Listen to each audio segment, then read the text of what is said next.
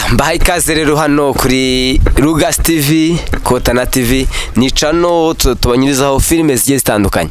Hanyuma rero ntabwo umunsi ndi jyenyine, ngeze kuri set mpasanze mwene data hano. Rero muri filime zacu muri Rugas TV na Kotana TV nagiye mbona ukina filime zitandukanye, haraho ukina uri kumwe n'umugabo bita Rucibigango. Ikibazo cya mbere nshaka kubaza, Rucibigango ni muntu ki? Ese Rucibigango nabonaga ari ukuntu kabisa Rucibigango muri make Rucibigango habari za Rucibigango. Rucibigango yari umugabo wanjye muri filime bita Amarira y'Imfubyi. Twakinaga ari umugabo w'umusinzi kunda nyine kuntesha umutwe kubyerekeranye no kumuha amafaranga.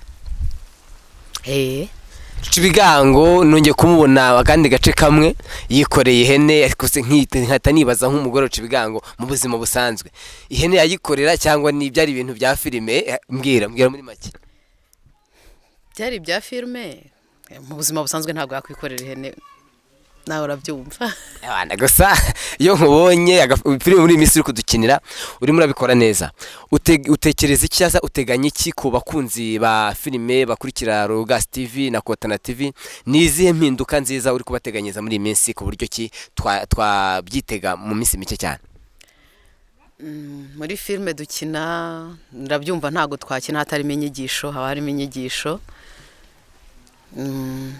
Niyo ndi gukina ubu ngubu ndi umunyabuzima, gushishikariza abantu gutanga mituweli de sante muri iki gihembwe, kuko nyine iyo ufite mituweli ntago urembera mu rugo, ntago warwaza umwana cyangwa ukomereke ubura uburyo wivuza. No gushishikariza abaturage cyangwa se abantu muri rusange kujya batanga mituweli de sante. Yes, turamushimiye cyane kuri Rugas TV, Kotana TV, barimo baradukorera ibintu kabisa, ubona ko turimo turoza amaso. Mu bihe biri imbere rero tuzatuza tubasure tukomeye kujya tuganira.